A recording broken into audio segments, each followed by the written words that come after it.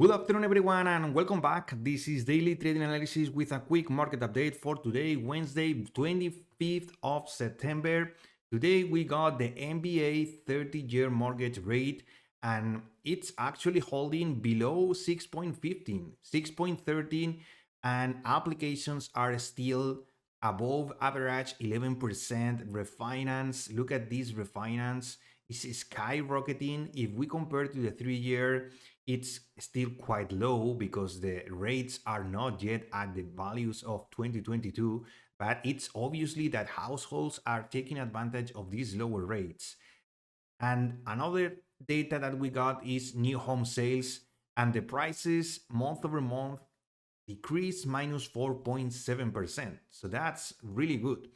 But the good thing about today is that today it's quite technical. And as you can see, the Nasdaq tried to go higher. The ES tapped here all-time highs, but rejected. And this is quite important to see the divergences in between them, because for today, the Nasdaq was during the overnight trying to bounce from the 15-minute fair value gap that yesterday caused this squeeze to the upside. We held here, and that was quite surprising move due to the bad consumer confidence that we got. So today I was just looking for liquidity. Yesterday high, pre-market high, and this pivot zone at 251 that I covered during my weekly recap last Saturday, that basically it's this pivot right here that we got from the 22nd of August right here. So we are at this zone, we are entering. If we continue that we are right now rejecting, if we continue and break out again, we are at overhead resistance. So this 251 level was really important for today. I was waiting today for a good setup to open that level for me.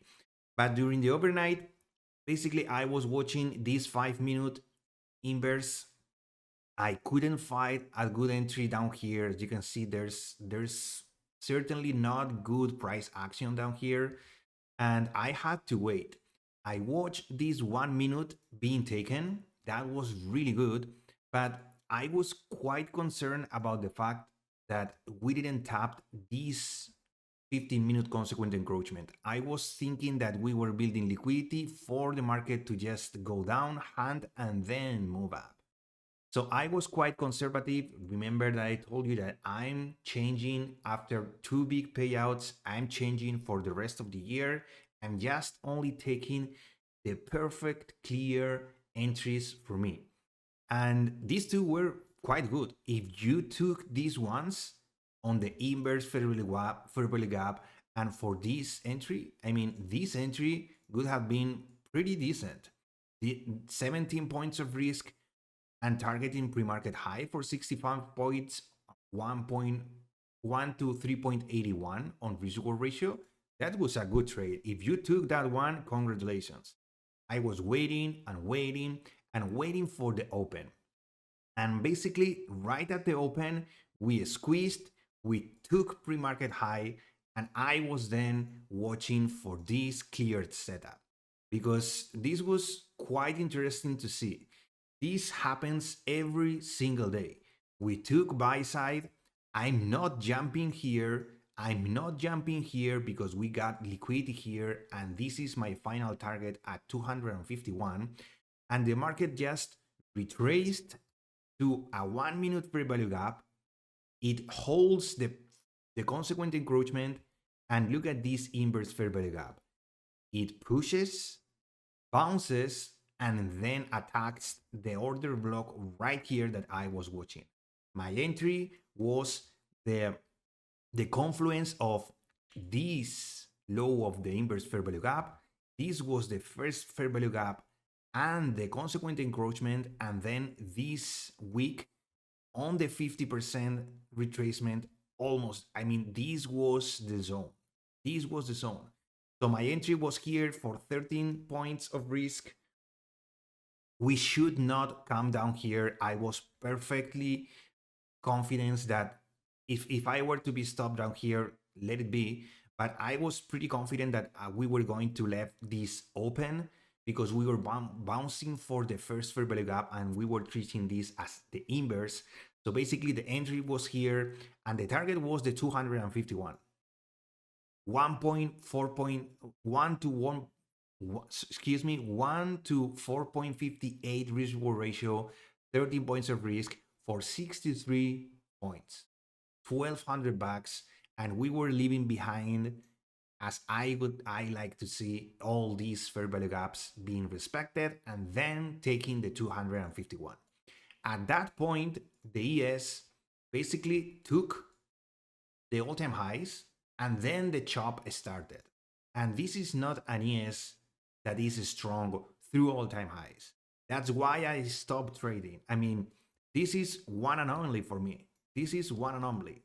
I only need this once per day, once per week, couple of times per month to really have side income perfect. This is consistent. This happens every day. You just have to be patient, disciplined, and manage your risk accordingly. So what is happening today is that the Nasdaq, both the Nasdaq and the ES are not holding. Neither of those are holding. Let me just this here. So what is pushing the Nasdaq was initially Nvidia, which is honestly in a pretty good bull run. Meta is also attacking all-time highs, but the Russell is quite weak. Banks are all in the red, and basically semis are the only one pushing. AMD is 2%, Micron is 1.30 reporting earnings, dollar is pushing, and RSP is just there, just trying to hold. We are in this wedge coiling breath and holding up here above the RSP all-time highs. So the overall breath is still decently strong, but small caps are suffering, and the only thing that is pushing the Nasdaq is semiconductors and Nvidia and Meta. So we are not holding, but that doesn't mean that we are not going to push again into the afternoon. I think the daily setup, it's still there. I think we are hovering here. Now that we basically double top and reject here, let's see what happens. Because there's a bullish fair value gap down here, but at the same time, there's also an inverse fair value gap that it's waiting overhead. So the market has to pick up what it's willing to do. I would prefer basically to down and bounce into the all-time highs here. That would be my setup. But as always, you have to really see the price action, watch price action, really try to understand fundamentally what is happening in the market. And today it's not a super strong day, but we just have to wait and see how it closes. Consumer confidence yesterday was not good, and S&P is certainly tapping all-time highs and rejecting, so let's see what happens. And that's all from my side. As always, thank you for your time. If you found this video useful, please give it a like, subscribe to the channel, because I upload videos like this one every single day for market forecasts, market updates, and market recaps. I appreciate your time as always. Remember that the trading day is not over yet. We are quite weak. And if you have profits, just do like me and take those for the day and throw the towel and wait for tomorrow to see better opportunities. Remember that patience, discipline, and risk management are key for your success. Stay safe, everyone, and see you tomorrow.